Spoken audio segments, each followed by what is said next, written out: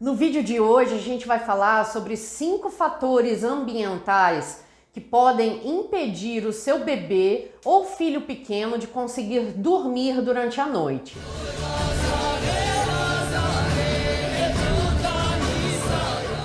Antes de iniciar o assunto do vídeo de hoje, caso você goste do conteúdo do nosso canal, não esquece de curtir, de compartilhar com seus amigos, de se inscrever, de apertar o sininho para você poder sempre receber uma notificação quando tiver um vídeo novo no nosso canal. Iniciando então o assunto do vídeo de hoje, a gente vai falar sobre 5 fatores ambientais que podem impedir o seu bebê ou filho pequeno de conseguir dormir à noite. Fator ambiental número 1, influências cosmotelúricas. O que são influências cosmotelúricas? São influências que vêm do subsolo da Terra e do cosmos, da galáxia ou do sistema solar. Quais são essas influências cosmotelúricas? Em geral são cruzamentos de rede, são pontos estrelas, água subterrânea, falha geológica, inversão cosmotelúrica. Essas influências, elas estão presentes em todos os locais do mundo. Seja aqui no Brasil, seja lá na Europa, seja nos Estados Unidos, seja lá na China, em qualquer local do mundo vão existir essas influências. O que deve ser feito é que, antes de construir, o ideal é que fosse feito um estudo geobiológico do terreno de forma a não dispor as camas em cima dessas influências cosmotelúricas. Quando um cliente vai construir uma residência, esse estudo é feito antes da construção, para que a gente não disponha as camas dos moradores dos locais em cima dessas influências cosmotelúricas. Essas influências, elas possuem uma característica vertical. Ou seja, se você estiver, por exemplo, no 20º andar de um prédio, essas influências vão conseguir chegar até esse 20º andar. Em geral, crianças, bebês, crianças pequenas são muito sensíveis às influências cosmotelúricas. E se o berço do seu bebê estiver localizado em cima de um cruzamento de redes, muito provavelmente o seu filho ou a sua filha não vão dormir durante a noite, porque o corpo da criança, ele percebe, ele sente que ele está num local que não é legal para ele dormir. E aí o que acontece? A criança fica agitada, a criança fica incomodada e ela não consegue dormir. Isso é muito comum de ocorrer. Eu tenho diversas clientes que tiveram muitos problemas com os bebês e os filhos pequenos e que depois que a gente fez a consultoria, que eu fiz todo o estudo geobiológico do local, da residência, eu coloquei nos arquivos em qual local do quarto deveria ser colocado o berço da criança e depois disso a criança conseguiu dormir normalmente sem nenhum problema. Então, se o seu filho de repente não consegue dormir à noite, esse é um dos fatores que pode estar acontecendo dentro do espaço. Fator ambiental número 2, excesso de contaminação eletromagnética. Neste caso, a gente está falando especificamente de torre de celular, torre de alta tensão, subestação de energia elétrica, estação de energia elétrica, modem, roteador de internet, aparelho celular, entre outras fontes. O corpo humano, ele suporta até determinada quantidade de contaminação eletromagnética. Quando existe a exposição ao excesso de contaminação eletromagnética, aí o corpo humano começa a apresentar problemas no seu funcionamento. As torres de alta tensão, as torres de celular, as estações de energia, subestações, elas possuem campos elétricos e campos magnéticos que produzem ondas que vão se irradiando para as construções próximas. No caso de por exemplo, de um modem, essas ondas elas vão se irradiando para os cômodos próximos. E o que acontece? Existe um padrão, existe uma medida que é considerada como medida máxima para essa exposição.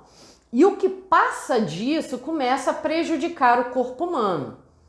Quando você tem uma exposição de curto prazo, tudo bem. O problema são as exposições de longo prazo, principalmente quando você está dormindo. Esses campos eletromagnéticos têm sido associados a diversos distúrbios de saúde quando ocorre essa exposição a médio e longo prazo, seja aos campos de alta ou de baixa frequência. No caso das crianças, além dos malefícios que já ocorrem quando existe a exposição ao excesso de contaminação eletromagnética, existem outras questões, porque o organismo da criança ele ainda está em desenvolvimento, em crescimento, e esse excesso ele também atrapalha esse próprio funcionamento, esse próprio crescimento e desenvolvimento. Então, se você tem um bebê pequeno, se você tem um filho pequeno que não dorme à noite, um dos motivos pode ser o excesso de contaminação eletromagnética, que pode estar presente no local onde você mora, mais especificamente no quarto do seu filho. Fator ambiental número 3, compostos orgânicos voláteis, ou COV.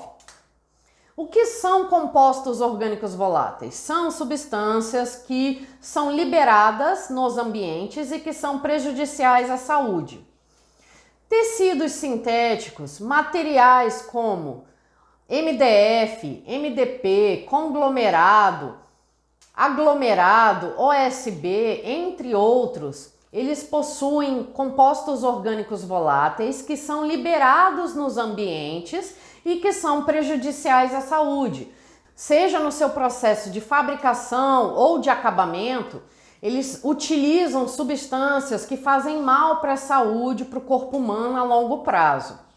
É muito comum a gente encontrar em consultoria clientes que acabaram de construir, que acabaram de reformar, que acabaram de se mudar para um local e o filho ou a filha, de repente, não conseguem mais dormir como dormiam antigamente. Aí, quando você vai investigar o caso, muitas vezes acabou de fazer a marcenaria do quarto da criança e foi utilizado nesse processo compostos orgânicos voláteis. Aí isso vai atacar principalmente o sistema respiratório da criança. Então, se o seu filho ou sua filha não dormem à noite, de repente um dos motivos, uma das razões pode ser a presença de compostos orgânicos voláteis nos ambientes. Fator ambiental número 4. Energia de predecessores ou memórias das paredes. Quando a gente tem um espaço, seja ele um terreno, uma casa, um apartamento ou um espaço comercial, existe um padrão energético que vai sendo moldado neste local ao longo dos anos, das décadas, dos séculos, e este padrão ele pode ser favorável ou desfavorável. Isto é, este padrão pode ser benéfico ou maléfico, ou causar algum tipo de malefício às pessoas que vão morar ou residir ou trabalhar naquele local. Este padrão ele vai sendo moldado de acordo com os acontecimentos que ocorreram dentro daquele espaço.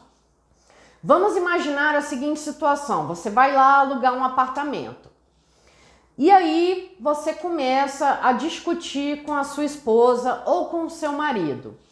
E isso não ocorria antes de você se mudar para esse local. De repente, pode ter ocorrido o quê? O casal que morava neste espaço, antes de você se mudar para esse espaço, de repente este casal brigava todos os dias, discutia, de repente esse casal se separou. E aí o que acontece? Esse padrão energético de briga, de sofrimento, de divórcio, ele fica moldado dentro deste espaço. E aí ele vai começar a afetar as pessoas que vão se mudar para esse espaço. Isso é muito comum, tá? Energia de predecessor, memórias das paredes, isso é muito comum de ocorrer. O que a gente tem, que é bem diferente entre um caso e outro, é o grau dessa energia de predecessor. Tem aqueles locais em que é mais fácil de retirar, tem aqueles locais onde é, vamos dizer, de média intensidade, tem aqueles locais de grave intensidade e tem aqueles locais de gravíssima intensidade, tá? Cada espaço ele vai ter um padrão diferente um do outro, cada espaço ele vai ter uma necessidade diferente um do outro, tá? E existem diferentes formas de você poder trabalhar neste ambiente para auxiliar a retirar essa energia de predecessor ou de antigo morador e implantar um padrão energético novo neste local. Cada local tem que ser avaliado para ver o que é possível ser feito, mas vamos supor, você se mudou para um apartamento, para uma residência e de repente o seu filho, o seu bebê pequeno, a sua filha começou a não conseguir dormir. Muitas vezes pode ser uma energia de predecessor, uma memória de paredes que está presente no cômodo onde esta criança está dormindo, tá? Isso tem que ser avaliado para poder ser verificado se isto existe no local, se existe e se é possível ser trabalhado ou não. Fator ambiental número 5, energia sutil. Quando eu falo energia sutil, são aquelas energias sutis, aquelas sutilezas energéticas que existem em determinados espaços. A grosso modo seria energia espiritual negativa e energia negativa. Esse padrão energético ele também foi moldado ao longo dos anos, décadas e séculos, e ele é oriundo dos acontecimentos que ocorreram dentro de um espaço. Eu não vou me alongar muito sobre este tema, porque isso vai depender muito do entendimento espiritual que a pessoa possui. Cada religião tem uma visão, cada linha tem uma visão, mas basicamente crianças pequenas e bebês, eles são mais suscetíveis a essas sutilezas espirituais que podem ou não existir nos ambientes. E essas sutilezas, quando presentes, elas podem sim atrapalhar e influenciar o sono de um bebê ou de uma criança pequena. Esses são os 5 fatores ambientais que podem impedir ou atrapalhar o sono do seu bebê ou do seu filho pequeno. E você já sabia que existiam esses fatores ambientais e que eles podem atrapalhar a qualidade do sono do seu filho ou da sua filha? Conta pra mim que eu vou adorar saber.